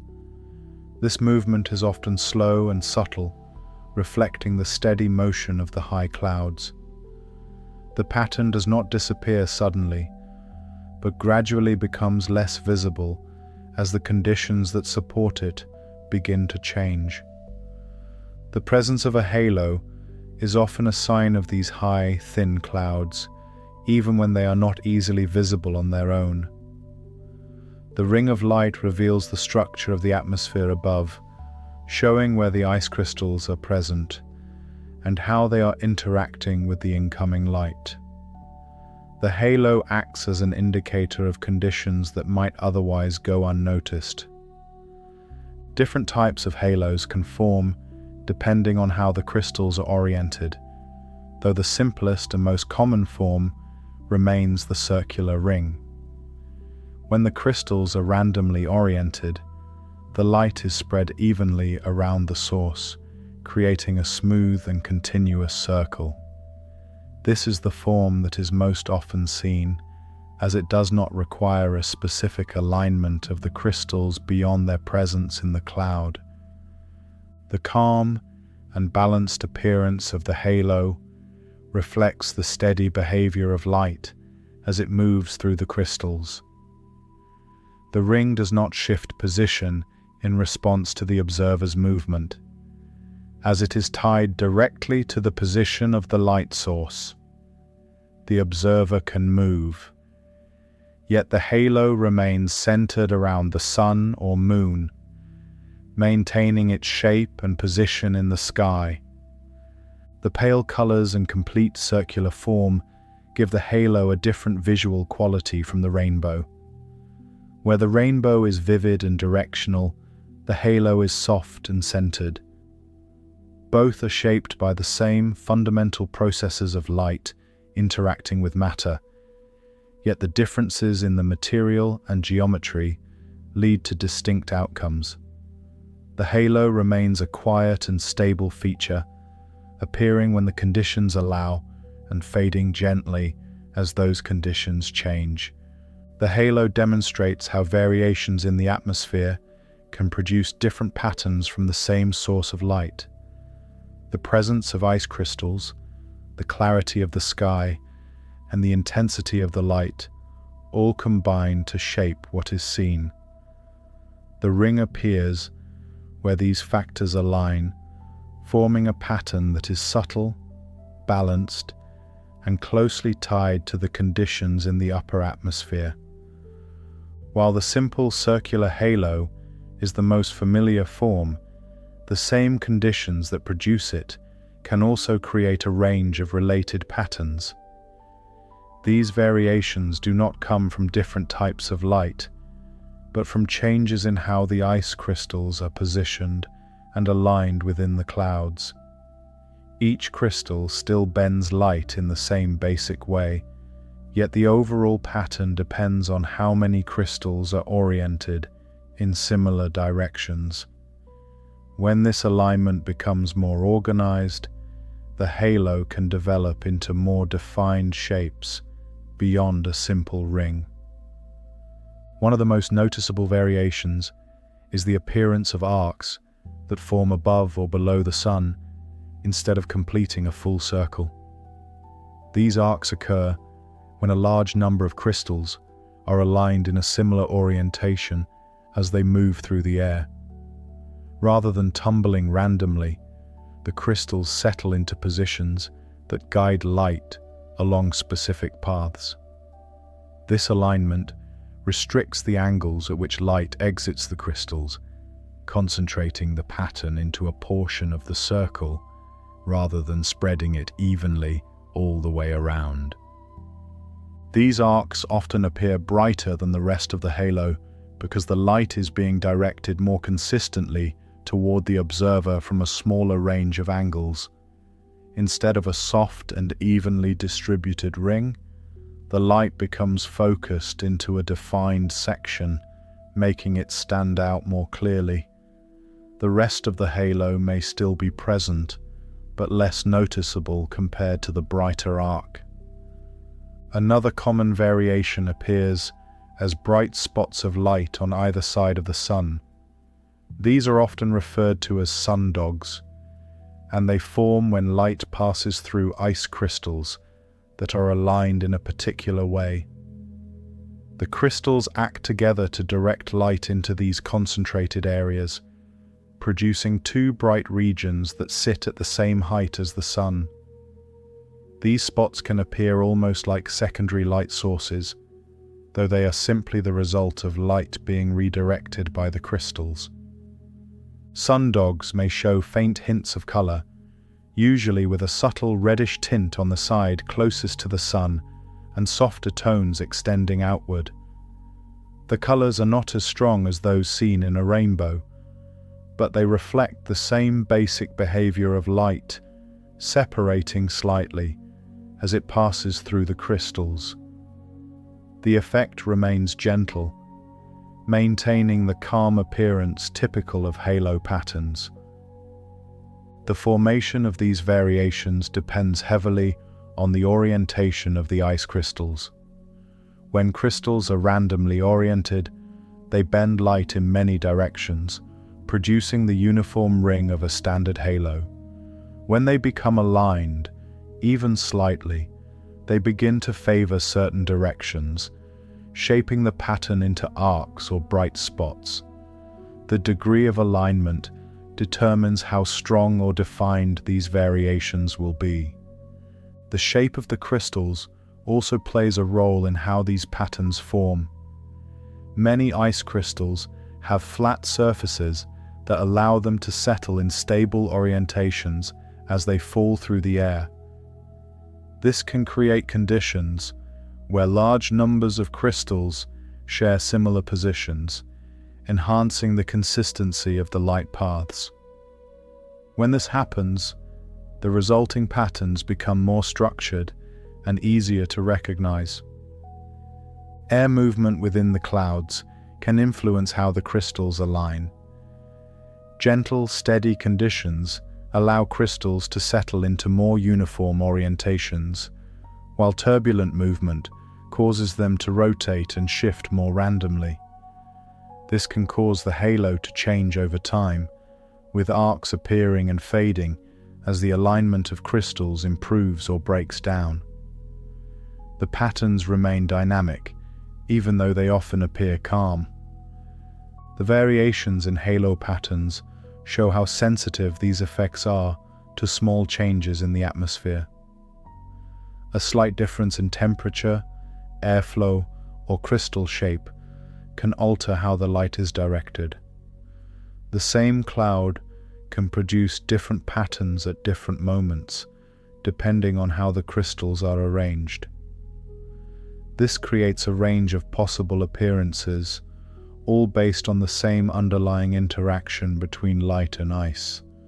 Even though these variations may seem separate, they are all connected through the same process of light passing through crystals and being bent at specific angles. The differences arise from how the crystals are positioned, not from changes in the light itself. The patterns can shift from one form to another as the conditions change, without any change in the source of the light. The presence of arcs and bright spots adds complexity to the halo, showing that the simple ring is only one expression of a broader set of possibilities.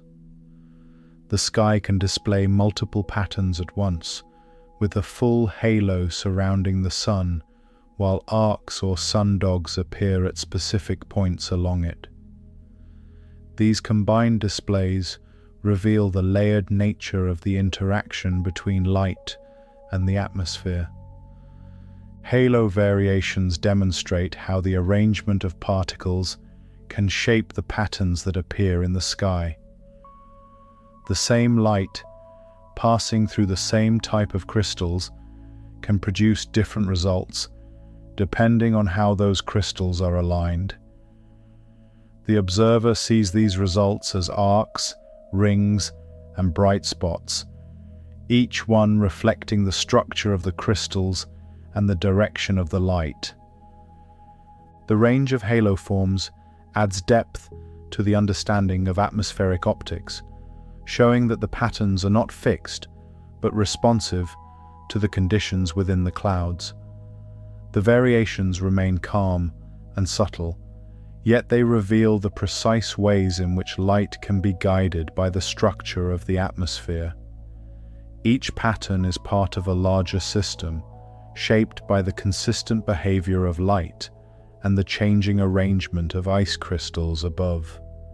Under certain conditions, a different kind of light pattern can appear, one that is smaller, more contained, and closely tied to the observer's position. This pattern is known as a glory, and it forms when sunlight interacts with very small droplets of water in a cloud layer below the observer. Unlike rainbows or halos, which extend across large areas of the sky, a glory appears as a set of circular rings centered around a shadow, often the shadow of the observer themselves. The most common way to see a glory is from a high vantage point, such as an aircraft or a mountain, looking down onto a layer of clouds. The observer's shadow is cast onto the cloud surface below, creating a dark central point. Surrounding this shadow, rings of light can appear, forming a pattern that remains centered on that exact position. The rings may show faint color, but they are usually softer and more closely spaced than those seen in a rainbow.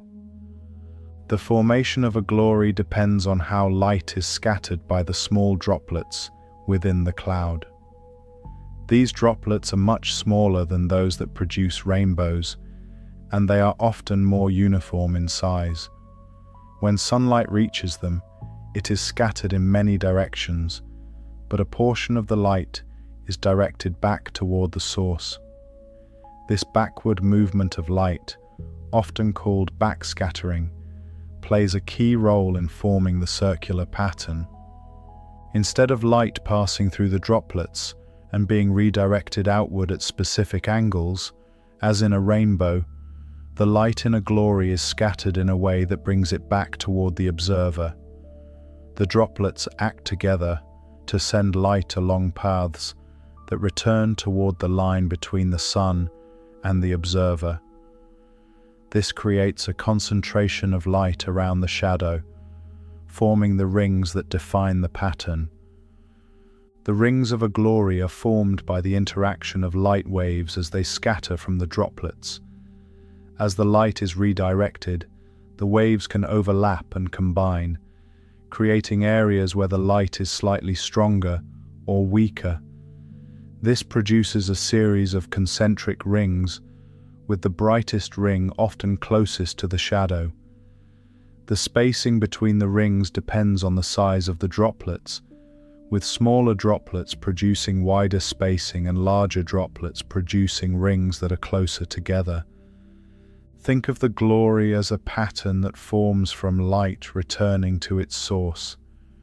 The droplets do not simply reflect the light like a mirror, but scatter it in a way that allows it to gather again along a specific direction. This creates a circular pattern that feels centered and contained, rather than spread across the sky. The observer sees the result of this scattering as a set of rings that remain fixed around the shadow. The position of the observer is critical for the appearance of a glory. The pattern forms only when the observer is directly between the sun and the cloud layer, with the shadow falling onto the droplets below. If the observer moves, the shadow moves as well, and the rings follow it. This creates the impression that the glory is attached to the observer's position, always centered on their shadow. Each observer sees their own glory, just as each observer sees their own rainbow. The droplets that contribute to the pattern are those that align with the observer's position and the direction of the sunlight. Even when multiple people are present, each one will see a slightly different set of droplets contributing to their own pattern. The overall appearance may seem similar, but the specific paths of light are unique to each viewpoint. The visibility of a glory depends on the uniformity and density of the droplets in the cloud.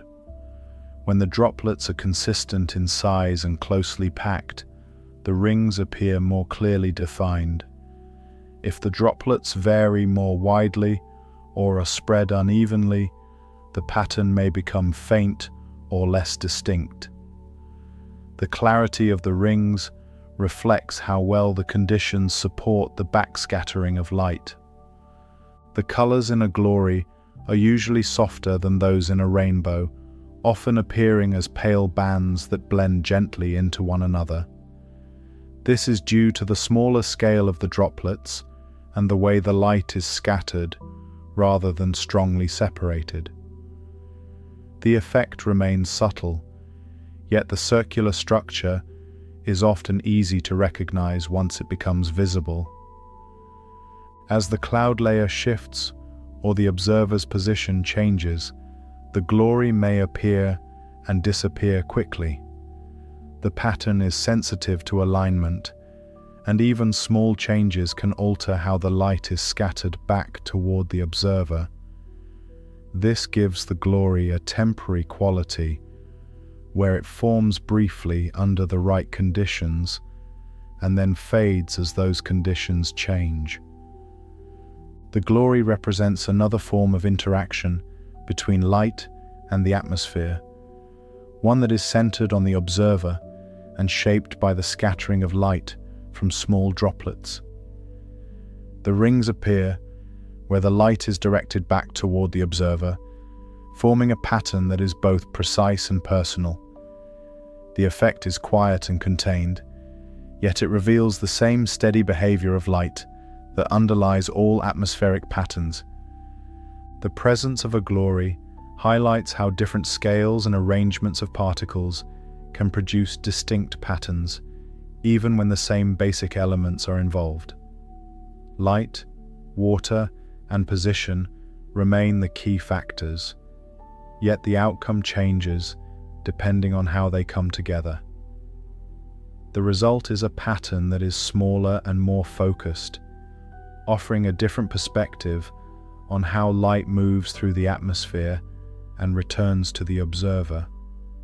Across all of these patterns, from the wide arc of a rainbow to the quiet ring of a halo and the smaller circles of a glory, there is a shared foundation that connects them. Each one forms through the interaction between light and particles within the atmosphere, shaped by the size, structure, and arrangement of those particles. The differences in appearance come not from changes in the light itself, but from the conditions through which that light moves. Water droplets, ice crystals, and fine cloud particles each provide a different environment, guiding light along different paths and producing distinct patterns. The size of these particles plays an important role in how the patterns appear.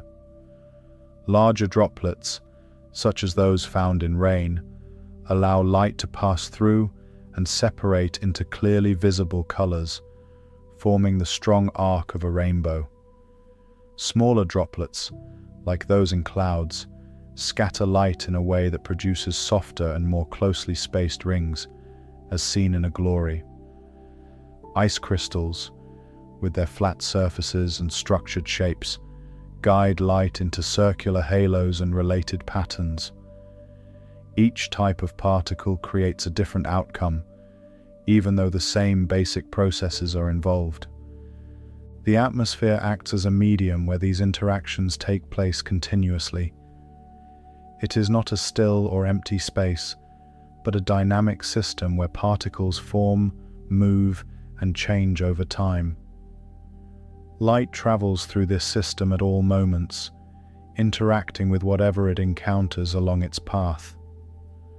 Most of the time, these interactions remain subtle, blending into a general brightness that does not stand out.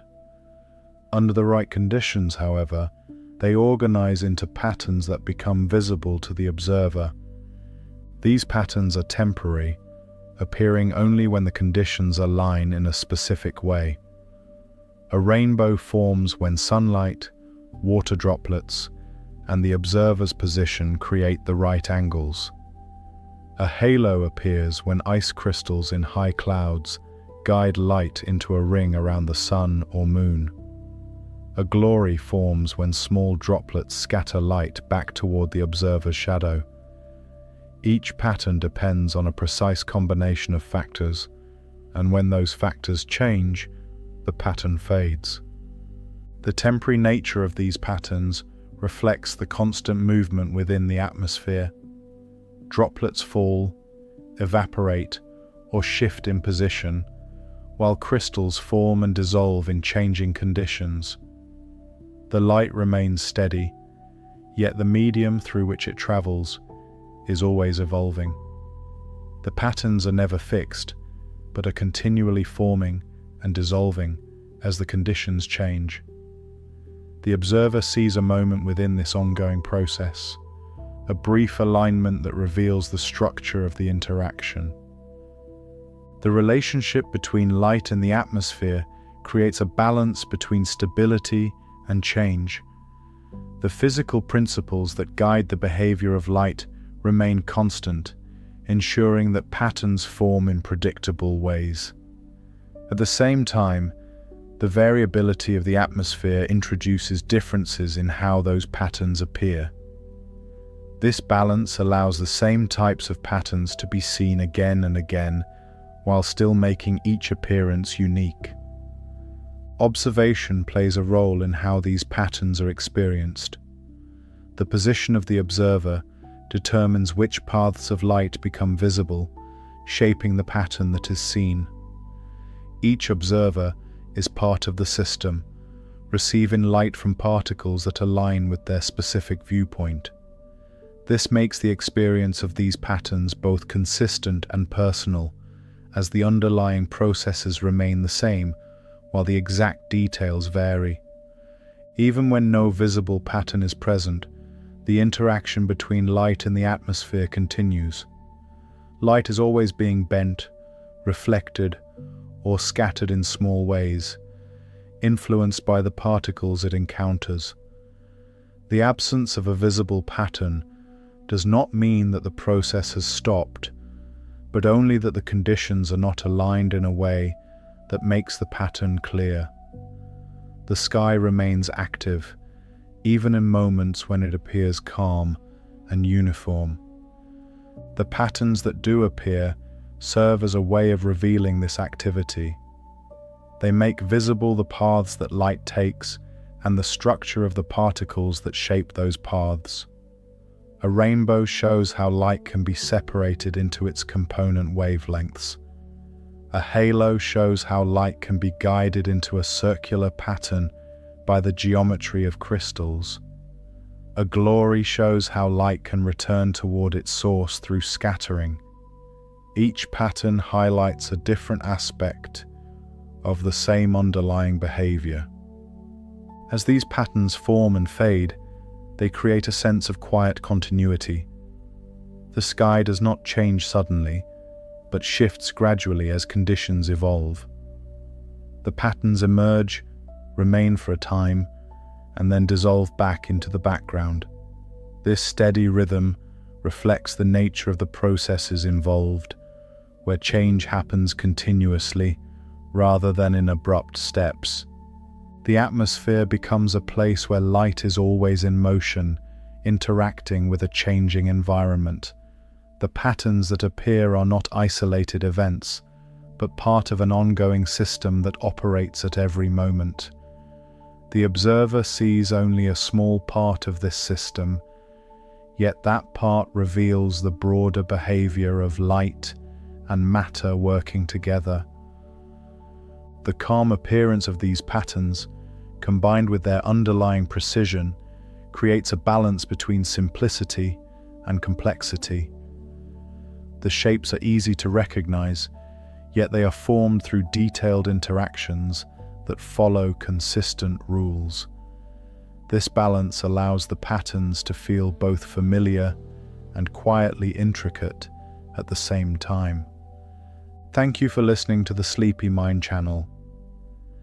I hope you enjoyed learning about how light moves through the atmosphere and forms these gentle and fascinating patterns.